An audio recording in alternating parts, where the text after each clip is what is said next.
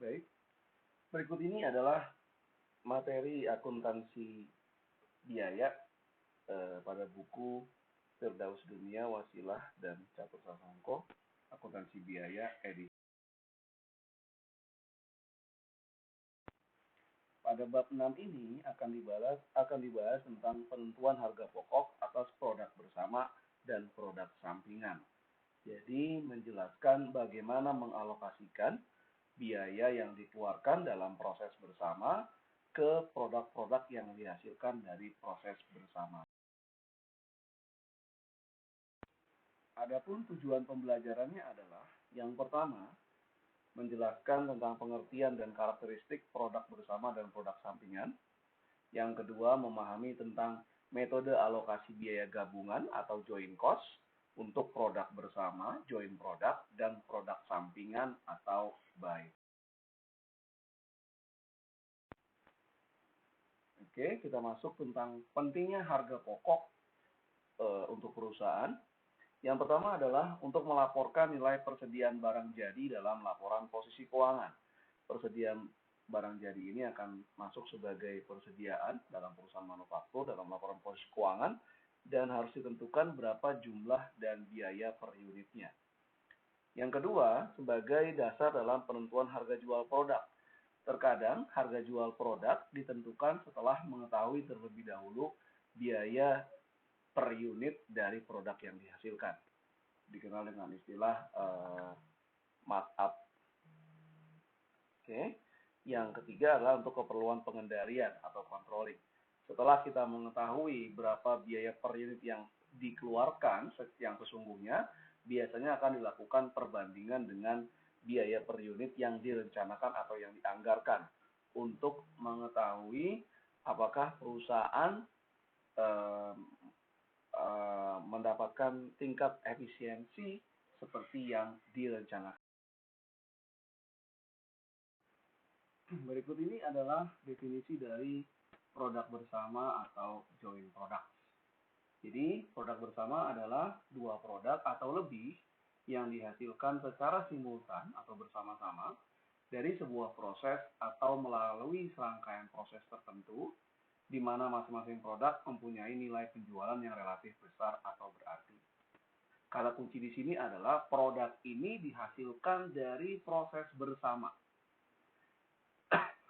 Dan ada titik di mana nanti produk ini akan terpisah menjadi produk masing-masing dan setiap produk ini harga jualnya per unit atau total penjualan diharapkan itu relatif besar atau bernilai atau berarti. Adapun definisi produk sampingan atau byproduct adalah produk-produk yang mempunyai nilai penjualan yang relatif tidak besar atau tidak berarti atau kecil yang dihasilkan dari proses produksi bersama. Sebenarnya perusahaan tidak menginginkan memperoleh produk sampingan dari produk produksi bersamanya. Akan tetapi, produk sampingan ini tetap dihasilkan dari proses produksi bersama. Sebagai contoh misalnya, dalam industri ayam potong. Ayam dimasukkan dipotong, kemudian akan terpisah menjadi beberapa daging, dan salah satu by produknya misalnya adalah bulu ayam. Bulu ayam ini bisa dijual untuk pengrajin kemoceng. Nah, kemudian juga misalnya ada dari proses ayam tadi dihasilkan juga misalnya adalah jeroan, ada usus. Nah ini nilainya tidak besar dan sebetulnya tidak diharapkan diperoleh, tapi masih bisa dijual ke pedagang lain di pasar dan menghasilkan juga pendapatan bagi perusahaan. Ini adalah sebuah tabel yang memperlihatkan karakteristik dari produk utama atau produk bersama dan produk sampingan. Produk bersama ini satu merupakan produk utama yang dihasilkan dengan sengaja dengan tujuan produksi melalui proses bersama-sama. Kemudian kedua, nilai penjualannya relatif besar. ketiga, dihasilkan dalam jumlah unit atau kuantitas yang besar. Dan yang keempat, produk ini bisa langsung dijual setelah titik pisah atau diproses lebih lanjut dulu baru kemudian dijual. Kemudian produk bersama ini salah satu produknya tidak bisa dihasilkan tanpa menghasilkan produk-produk yang lain. Sedangkan produk sampingan tetap dari produk bersama, tapi nilainya sebetulnya kecil dan tidak dimaksudkan untuk dihasilkan. Kemudian ini produk sampingan pun tidak bisa dihasilkan tanpa produksi bersama. Sekarang kita masuk ke biaya bersama atau joint cost.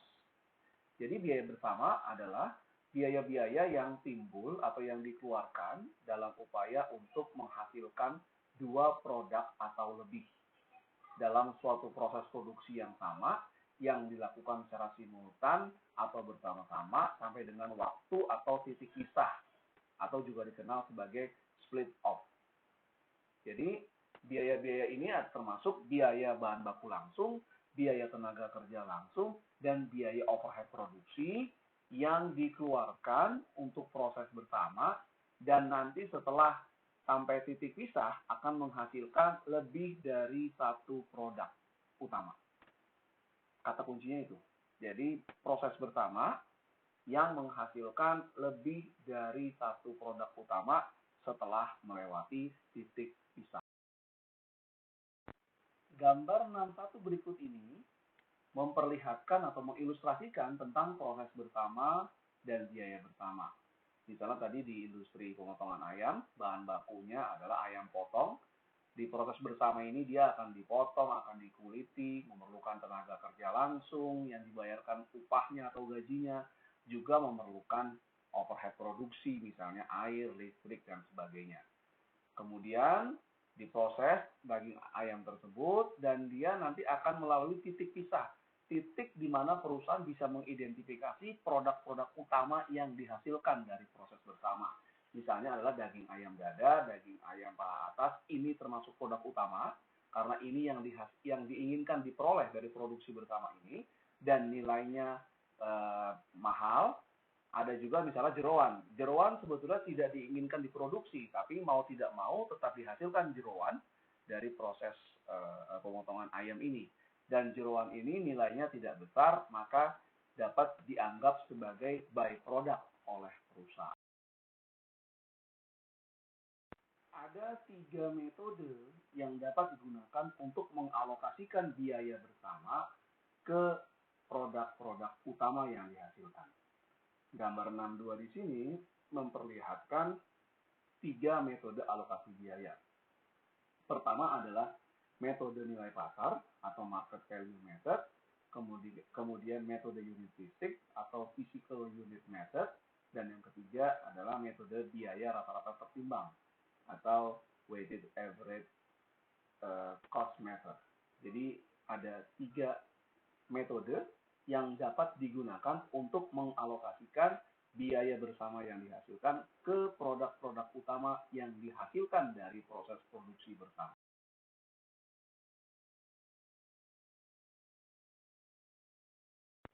Oke, sekarang kita masuk ke metode yang pertama adalah metode nilai pasar atau market value.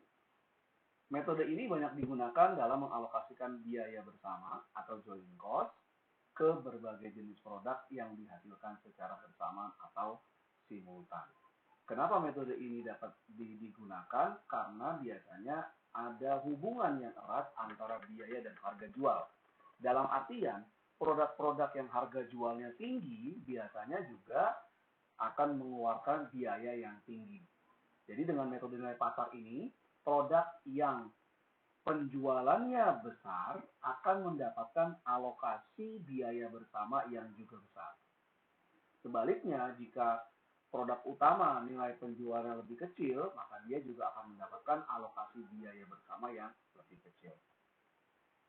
Oke. Pendapatan dari produk dapat digunakan untuk menutupi biaya-biaya yang dikeluarkan dan memperoleh laba yang full. Metode nilai pasar dalam mengalokasikan biaya bersama dapat kita pecah lagi menjadi 2 metode. Yang pertama adalah harga jual atau nilai pasar produk sudah diketahui pada saat titik pisah. Jadi tadi yang kalau kita kembali ke gambar 61, ketika titik pisah menjadi ayam daging ayam dada, daging ayam paha, maka daging tersebut langsung diketahui harga pasarnya atau langsung bisa dijual. Itu yang pertama. Jadi metode yang pertama nilai pasarnya adalah harga jual produk sudah diketahui saat titik pisah atau split off. Metode yang kedua dalam metode nilai pasar adalah pada saat titik split off belum diketahui nilai pasar dari produk tersebut. Jadi harus diproses lagi secara masing-masing tiap-tiap produk untuk dapat dijual. Misalnya kalau ayam nanti setelah jadi daging dada dan daging paha mungkin diberikan bumbu kuning atau apa, baru kemudian dia dijual. Jadi kita tidak bisa menggunakan metode nilai pasar pada yang diketahui harga jual saat split off. Jadi ada dua metode di sini. Baik, kita masuk ke metode ketika nilai pasar produk bersama diketahui pada titik pisah. Jadi alokasi biayanya berdasarkan nilai pasar relatif. Nilai pasar di sini adalah unit yang diproduksi dikalikan dengan harga jual per unit.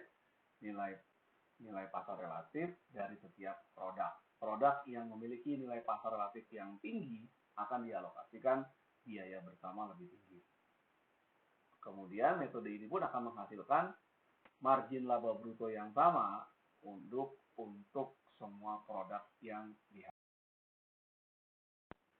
Contoh 61 berikut memperlihatkan cara mengalokasikan biaya bersama ke produk utama dengan menggunakan metode nilai pasar pada saat titik pisah. Jadi di sini PT Berjaya Raya memproduksi 3 produk utama melalui proses bersama. Nah, ini yang penting untuk diketahui. Kemudian produknya adalah produk A, produk B, dan produk C. Jumlah biaya bersama yang dikeluarkan untuk memproduksi ketiga produk tersebut adalah 960 juta. Nah, kemudian ada produk A, B, dan C, masing-masing produksinya 60.000, 90.000, dan 90.000. Kemudian juga harga jual per unit saat titik pisah untuk produk A 30.000, produk B 36.000, dan produk C 24.000. Nah, tabel 61 di sini memperlihatkan bagaimana cara mengalokasikan biaya bersama sebesar 960 juta ke produk A, produk B, dan produk C berdasarkan nilai pasarnya.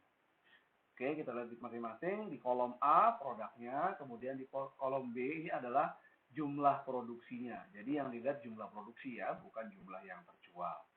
Kemudian ada nilai di kolom C ada nilai pasar atau harga jual per unit. Nah, total nilai pasar di kolom D ini adalah jumlah produksi dari setiap produk dikalikan dengan harga jual per unitnya. Contoh, untuk produk A diproduksi 60.000 dan harga jual A adalah 30.000. Maka total nilai pasar produk A adalah 60.000 kali 30.000 sama dengan 1,8 M.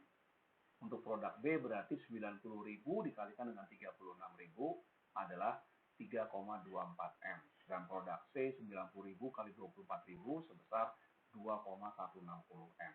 Total nilai pasar adalah penjumlahan dari nilai pasar dari seluruh produk yang ada. Jadi A, B, dan C adalah 7,2 M. Di kolom E ini ada nilai pasar relatif. Nilai pasar relatif setiap produk adalah nilai pasar produk tersebut dibagi dengan total nilai pasar dari keseluruhan produk. Sebagai contoh, nilai pasar relatif untuk produk A diperoleh 25% dari mana? Dari 1,8 M yang merupakan total nilai pasar produk A dibagi dengan total nilai pasar seluruh produk yang ada sebesar 7,2 M. Jadi 1,8 dibagi dengan 7,2 M adalah 25%. Yang B adalah 3,24 M dibagi dengan 7,2 M dapat 45%. Yang C 2,16 M dibagi dengan 7,2 dapat 30%. Penjumlahan nilai pasar relatif ini di kolom E totalnya harus 100%. Nah, alokasi biaya bersama di kolom F adalah biaya bersamanya yang dikeluarkan 960 juta dikalikan dengan nilai pasar relatif masing-masing produk. Jadi untuk alokasi biaya bersama ke produk A adalah 25% kali 960 juta. Sedangkan untuk produk B adalah 45% kali dengan 960 juta. Dan untuk produk C adalah 30% kali 960 juta atau 288. Total semuanya harus 960 juta.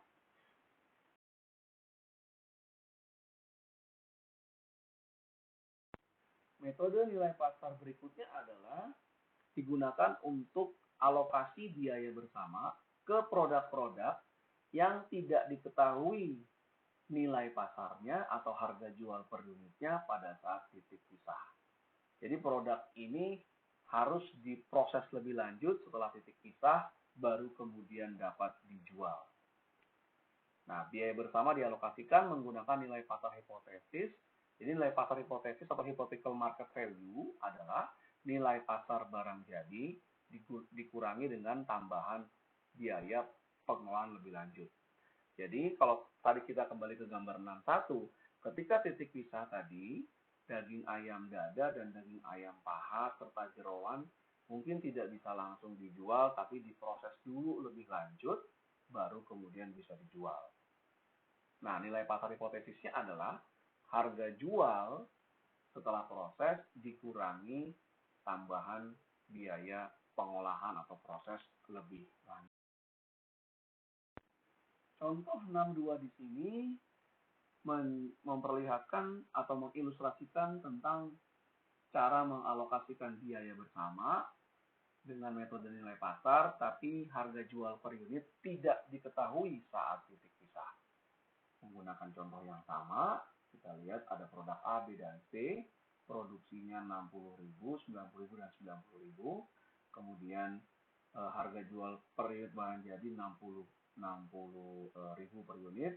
Tapi produk A harus diproses lebih lanjut dulu setelah titik pisah, dan total biaya proses atau pengolahan lebih lanjut adalah 150 juta. B 180 juta dan C 60 juta. Nah, kita akan mengalokasikan biaya bersama tadi 960 juta ke tiga produk A, B, dan C, tapi ketiga produk ini nilai pasarnya tidak diketahui saat titik pisah.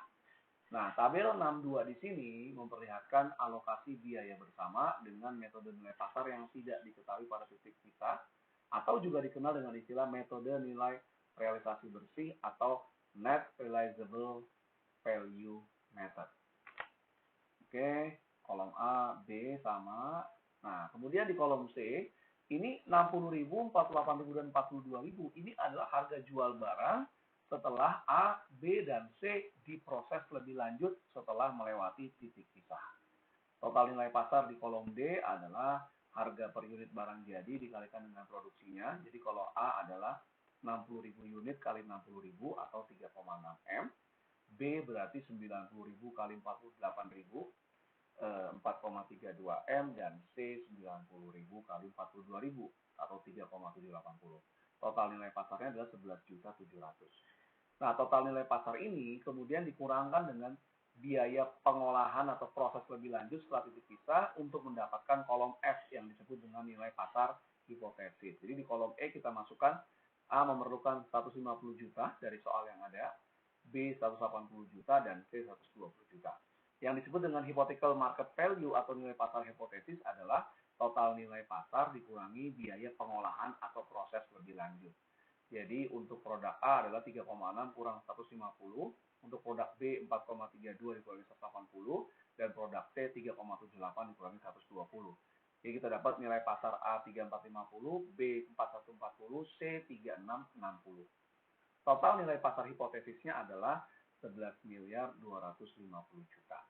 Di kolom G, nilai pasar hipotesis relatif setiap produk adalah nilai pasar produk tersebut dibagi dengan total nilai pasar keseluruhan dari produk yang ada.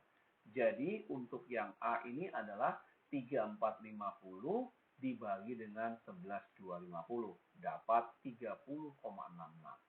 B4140M dibagi 11.250M dapat 36,80%, dan C 3,660M dibagi dengan 11.250 dapat 32,54%. Nah, kemudian yang terakhir, alokasi biaya bersama adalah diperoleh untuk setiap produk dengan mengalihkan nilai pasar hipotesis relatif masing-masing produk dikalikan dengan biaya bersamanya. Dalam hal ini berarti 30,66% dikali 960 juta dapat 294.336. Produk B 36,8 kali dengan 960 dan produk C 32,54% kali 960 juta. Alokasi biaya bersama terbesar adalah ke produk B karena nilai pasar hipotesis relatif produk B yang tertinggi di antara ketiga produk yang ada. Terkadang perusahaan menghadapi pilihan apakah produk yang dihasilkan dari proses produksi bersama tersebut langsung dijual saat titik pisah atau perlu diproses lebih lanjut baru kemudian dijual. Nah, ini adalah pilihan yang ada di manajemen. Setelah titik pisah tadi terpisah menjadi berbagai produk utama, keputusan yang harus diambil oleh manajemen adalah apakah produk-produk tersebut langsung dijual saat melewati titik pisah atau dia harus diproses lebih lanjut dulu baru kemudian dijual. Secara kuantitatif, keputusannya adalah jika harga jual setelah proses lebih lanjut dikurangi harga jual setelah titik pisah, selisihnya ini lebih besar daripada biaya proses lebih lanjut, maka produk tersebut harus diproses dahulu baru dijual. Jadi kita lihat kayak semacam deltanya ya, delta dari harga jual. Jadi misalnya kalau langsung split off 8.000, tapi diproses dulu jadi 12.000, maka selisihnya adalah 4.000 tadi deltanya. Nah, 4.000 per unit ini harus dibandingkan dengan biaya proses lebih lanjut per unitnya. Jika selisih harga jual tadi lebih besar daripada biaya proses lebih lanjut, maka keputusannya adalah diproses lebih lanjut. Tapi, jika selisih harga jual tadi lebih rendah dari biaya proses lebih lanjut, maka lebih rendah atau lebih kecil, maka langsung dijual setelah titik pisah. Contoh 63 berikut ini memperlihatkan keputusan apakah memproses lebih lanjut atau langsung dijual saat titik pisah. Jadi tadi ada produk A, produk B, dan produk C. Ada produksinya, ada harga jualnya masing-masing 60.000, 48.000, dan 42.000. Dan ada biaya pengolahan atau proses lebih lanjut untuk A, B, dan C. Kemudian ada penawaran dari salah satu pelanggan yang ingin membeli produk A, produk B, dan produk C, tapi tidak perlu diproses lebih lanjut atau tidak perlu diolah lebih lanjut. Jadi saat titik split off, produk A, B, dan C sudah ada yang ingin membeli. Harga yang ditawarkan untuk produk A adalah 56.000, produk B 42.000, dan produk C adalah 40.000. Pertanyaannya adalah apakah manajemen PT Berjaya Raya menerima tawaran tersebut atau menolak tawaran tersebut dan memproses produk A, B, dan C baru kemudian dijual. Nah, ini ya, harus dibuatkan analisis agar perusahaan tidak rugi dalam situasi. Kita menjawab pertanyaan ini dengan menggunakan tabel berikut. Jadi ada produk A, B, dan C. Harga jual setelah proses lebih lanjut, jika dia diproses lebih lanjut, A 60, 48, 42. Harga penawaran yang diinginkan oleh pelanggan yang dijual saat titik pisah tidak perlu diproses atau diolah lebih lanjut untuk A 56, B 42, dan C 40. Selisihnya atau delta harga jual untuk produk A adalah 60 kurang 56, 4.000. Untuk B, Rp48.000 dikurangi Rp42.000 atau 6.000. Dan C, Rp42.000 kurang Rp40.000, 2.000. Memang selisih ini positif untuk 3 produk ini, tapi ini belum keputusan final. Kita harus bandingkan dengan biaya proses lebih lanjutnya. Langkah keduanya adalah membandingkan antara selisih harga jual tadi per unit dengan biaya proses lebih lanjut per unit. Nah, biaya proses lebih lanjutnya ini harus kita cari dulu nilai per unitnya yang diperoleh dengan cara membagi total biaya proses atau pengolahan lebih lanjut dengan jumlah yang diproduksi. Contoh di A tadi, biaya pengolahan atau proses lebih lanjut adalah 150 juta. Itu untuk 60.000 unit produk A yang diproses lebih lanjut.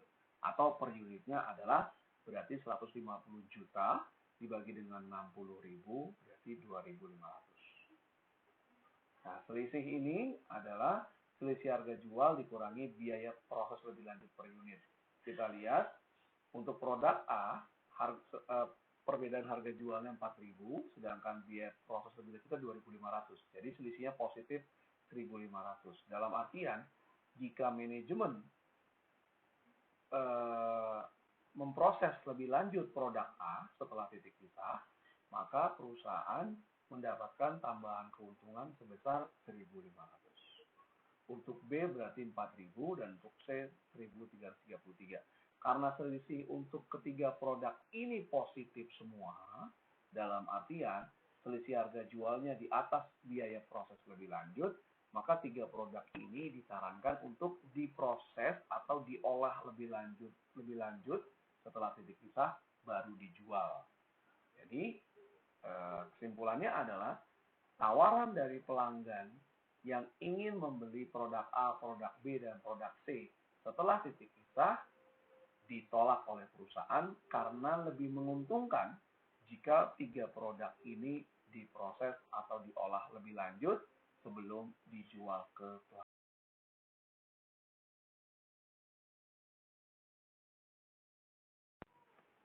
Metode berikutnya adalah metode unit fisik atau metode biaya per unit rata-rata. Dengan metode ini, biaya bersama dialokasikan ke produk dengan menggunakan ukuran unit atau fisik sebagai basis alokasi. Misalnya menggunakan berat, volume, dan ukuran lainnya, kilogram misalnya, atau jumlah unit. Oke. Jika diukur dalam unit yang berbeda-beda, dalam artian produk yang dihasilkan memiliki alat ukur yang berbeda-beda, maka harus menggunakan alat ukur yang sama.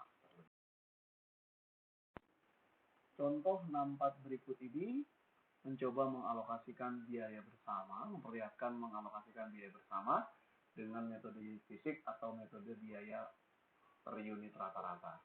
PT Berjaya Raya memproduksi 30 produk lagi, seperti yang contoh-contoh sebelumnya, biaya bersama 960 juta. Nah, sekarang kita lihat produk A, B, dan C masing-masing diukur berdasarkan unit yang dihasilkan. A 60.000, B 90.000, dan C 90.000 juga. Nah, kemudian kalau kita lihat di tabel yang A dan B seperti biasa. Nah, unit fisik relatif ini adalah unit fisik dari setiap produk dibagi dengan total unit fisik dari seluruh produk yang ada. Untuk A berarti 60.000 dibagi dengan total keseluruhan 240.000 atau seperempat atau 25%. Untuk B berarti 90.000 dibagi dengan 240.000, 37,5. Untuk yang C adalah 90.000 dibagi 240, 37,5. Total unit fisik relatif ketiganya harus 100%. Nah, alokasi biaya bersama ke masing-masing produk adalah unit fisik relatif setiap produk dikalikan dengan biaya bersama. Untuk yang A berarti 25% kali dengan 960 juta dapat 240 juta. Untuk yang B berarti 37,5 dikalikan dengan 960 juta berarti 360 juta. Untuk yang C 37,5 kali 960 dapat 360 juta. Totalnya alokasi adalah 960. Jadi di sini produk yang unitnya terbesar akan dialokasikan biaya bersama juga yang lebih tinggi. Dalam contoh ini berarti karena produk B dan produk C jumlah unitnya sama, maka alokasi biaya bersamanya pun juga paling besar untuk kedua ini sebesar 360 dan 360. Jadi alokasi metode dengan menggunakan metode unit fisik untuk ke setiap produk adalah jumlah unit produk tersebut dibagi dengan jumlah unit seluruh produk yang ada dikalikan dengan total biaya. Metode alokasi berikutnya adalah metode biaya per unit rata-rata tertimbang. Dalam hal ini setiap produk akan diberikan bobot masing-masing berdasarkan pada contoh di sini kesulitan dalam memproduksi, jumlah bahan baku langsung yang dipakai, waktu yang dihabiskan untuk memproduksi, dan perbedaan dalam tenaga kerja dan ukuran fisik. Jadi masing-masing produk memiliki bobot yang berbeda. Contoh 65 berikut memperlihatkan pengalokasian biaya bersama dengan metode biaya per unit rata-rata tertimbang. Jadi masih menggunakan contoh yang sama, tapi kemudian setiap produk diberikan bobot yang berbeda-beda. Jadi produk A bobotnya 3, produk B 4, dan produk C 6. Jadi kalau kita lihat di tabel 64 cara alokasinya, jadi jumlah unit tertimbangnya di kolom D adalah produksinya berapa jumlahnya untuk yang A 60.000 dikali bobot A adalah 3 atau 180.000. Untuk yang B berarti 90.000 kali 4 360.000, sedangkan yang C 90.000 kali 6 540.000. Jumlah unit tertimbangnya ini kita jumlahkan. Jadi dapat 1.080.000. Alokasi biaya bersamanya adalah mudahnya jumlah unit tertimbang masing-masing dibagi dengan total jumlah unit tertimbang keseluruhan 3 produk dikalikan dengan biaya bersama. Jadi contohnya untuk produk A adalah 180.000 dibagi dengan 1.080.000 kali 960 juta diperoleh 160.000. Yang B 360.000 bagi dengan 1.080.000 kali 960 juta dapat 320 juta. Yang C 540.000 bagi 1080 kali 960 dapat 480 juta. Produk dengan jumlah unit tertimbang yang paling tinggi dalam hal ini adalah produk C akan menerima alokasi biaya bersama juga yang paling tinggi. Dalam contoh ini adalah 480. Berikutnya adalah akuntansi untuk by produk atau produk sampingan.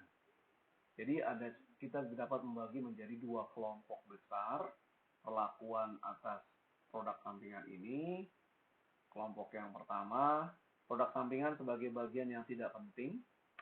Karena dianggap tidak penting, maka tidak ada biaya bersama yang dialokasikan ke produk sampingan ini.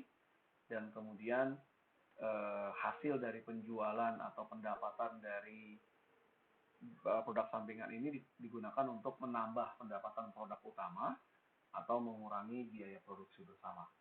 Sedangkan yang di kelompok kedua ini ada alokasi biaya bersama ke produk sampingan.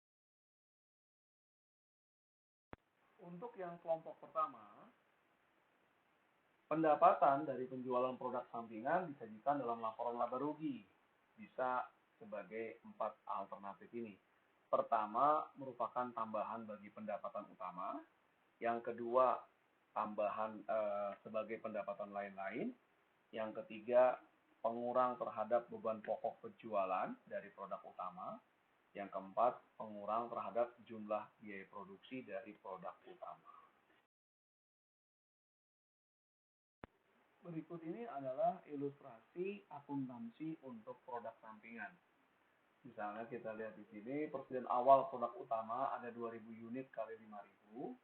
Jumlah biaya produksi produk utama 12.000 unit kali 5.000 atau 60 juta. Penjualan produk utamanya 11.000 kali 6.000, 66 juta. Penjualan produk sampingan sebesar 6 juta. beban pemasaran 7,2 juta, dan persediaan akhir produk utama adalah 3.000 unit. Jadi yang dijual adalah 2.000 plus 11.000 kurang 3.000, 8.000 ya. Kita dapat yang diproduksi 12.000. Iya, jadi 3.000 betul. 15 juta. Oke. Dari slide sebelumnya kita mengetahui bahwa penjualan produk sampingan adalah 6 juta. Yang alternatif pertama, dia menambah penjualan, maka dia masuk ke dalam pendapatan utama. Jadi total pendapatannya adalah pendapatan produk utama 66 juta dan penjualan produk sampingan 6 juta, 72 juta. Diperoleh laba laba sebelum pajak sebesar 9,8 juta. Sedangkan yang di alternatif B, penjualan dari produk sampingan itu dianggap sebagai pendapatan lain-lain, bukan pendapatan utama. Totalnya tetap sama 9,8 juta. Ini merupakan pilihan bagi manajemen apakah ingin masuk dalam pendapatan utama atau pendapatan lain-lain. Alternatif ketiga adalah penjualan produk utama dianggap sebagai pengurang beban pokok penjualan atau cost of goods sold dari produk utama.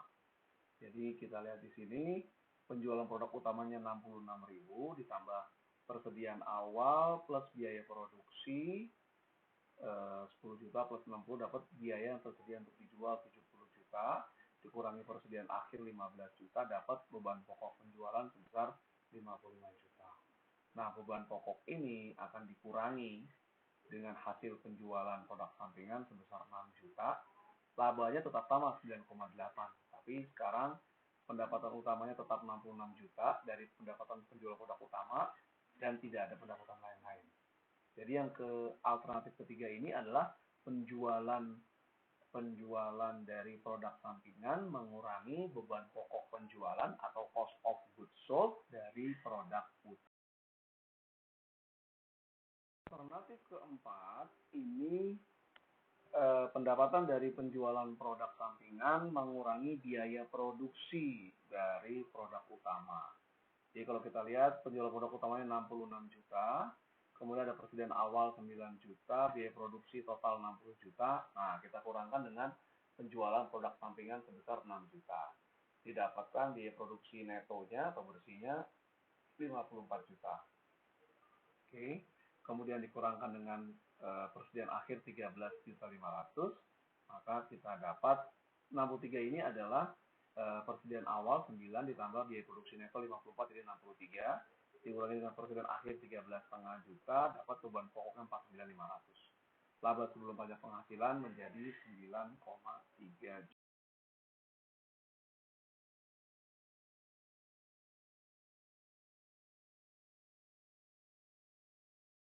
Di kelompok kedua, biaya bersama ini dialokasikan ke produk sampingan.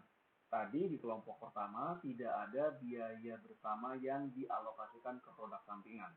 Di kelompok kedua ini ada bagian dari biaya bersama yang dialokasikan ke produk sampingan. Metode pertama adalah metode nilai penggantian atau replacement cost method, menentukan bahwa biaya produksi dari produk utama dikreditkan sebesar nilai produk sampingan. Jadi gampangnya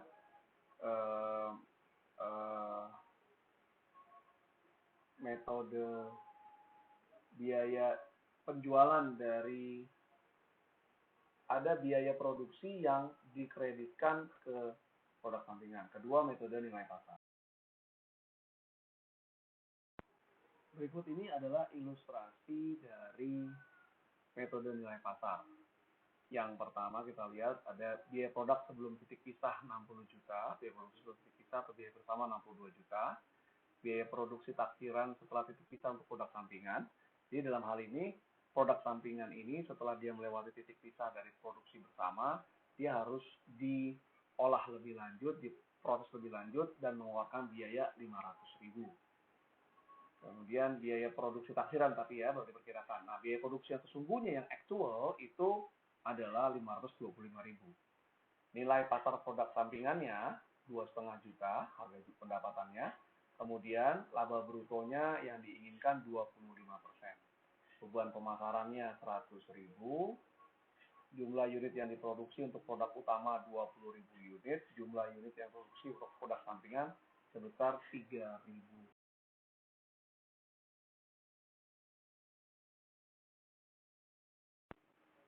Langkah pertama adalah mencari laba dari produk sampingan sebelum biaya produksi taksiran. Setelah titik pisah dengan formula berikut, nilai produk sampingan dari data 2,5 juta, laba bruto ini 625.000 ini adalah 25% kali dengan pendapatan 2,5 juta, dapat 625.000, dikurangi dengan beban pemasaran dan administrasi produk sampingan 100.000 dari soal juga, kita dapat laba produk sampingan sebelum biaya produksi adalah 1.775.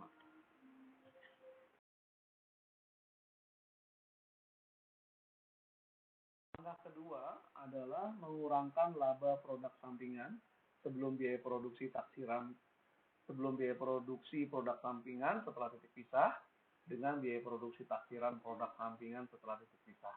Jadi laba produk sampingan sebelum biaya produksi setelah titik pisah adalah 1.775 dikurangi biaya produksi taksiran setelah titik pisah 500.000. Jadi nilai produk sampingan yang dikreditkan produk utama adalah 1.275. Dalam arti ini berarti biaya bersama untuk produk utama adalah total biaya bersama yang dihasilkan dikurangi alokasi biaya bersama ke produk sampingan sebesar 127.